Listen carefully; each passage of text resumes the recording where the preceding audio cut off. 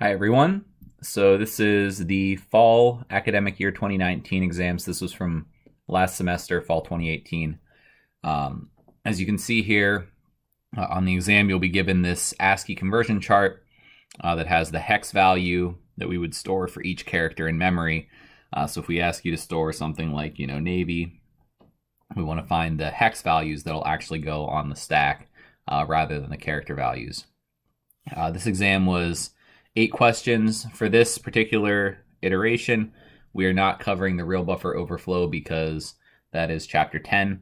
So we will only be covering up to the first 7 questions on this exam. So I'm only going to do the first 7 here. So let's get started. Okay, so for number 1, question 1, this is number conversion. So this is chapter 1 of the book. The first question here is convert the number 774 to hexadecimal. So what we want to do is do the repeated divided by 16 method. So we're going to do 774 divided by 16, and that ends up being 48 remainder of 6. We're then going to repeat the division by 16, so we're going to do 48 divided by 16 again, and that's going to give us 3 remainder of 0. Then we have to keep going because we're not at 0 yet, so we're going to do 3 divided by 16, and that's going to be 0 remainder of 3. Now all we have to do is go backwards, so our hex number is OX306. So we're just reading from bottom to top the remainders that we got. If we want to double check this, we can say this number in decimal is going to be 3 times 16 squared. All right, so the first digit times 16 squared, plus 0 times 16 to the first, plus 6 times 16 to the 0. So just going right to left and increasing the power of 16 each time. And that should come out to, in your calculator, 774 in decimal. Keep in mind that this does not say show work. So if you can do this on your calculator, you do not have to actually show work for this particular question. Okay, next up, convert the hexadecimal value 0xd5 to binary. So there's a chart in your book in the first section, the first chapter, that should show you exactly the conversion from D and 5 to the binary bits, keeping in mind that for each of these hex digits, we're going to generate 4 binary bits. So the way that I usually do this is D in base 16 is 13 in base 10. And so all I do is say, okay, well, the first bit is going to be whether or not we have an 8.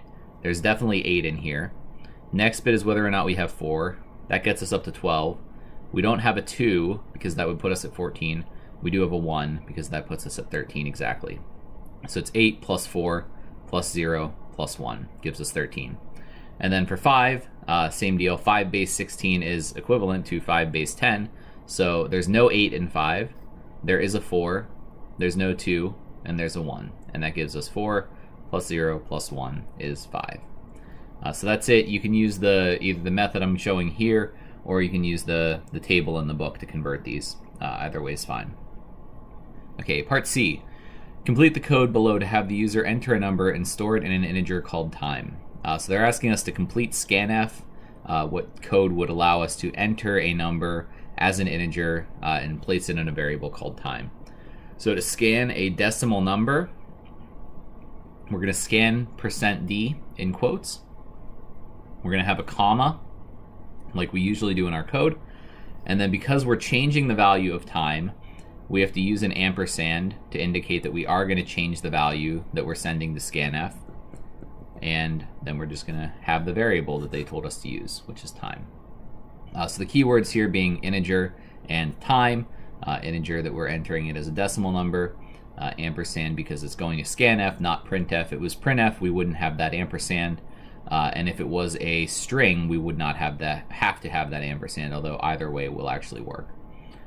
Okay, part D. What software component controls the computer's hardware and software resources? So the keyword here is software component. The only thing here that is a software component is the operating system. And if we look at the definition of what the operating system is, we'll see that it is, in fact, the thing that controls the computer's hardware and software resources as well. Next up, what type of device is the CPU within a computer? So the CPU is the central processing unit. So that means it is a processing device. That's it for question 1, so the next video we'll move on to question 2.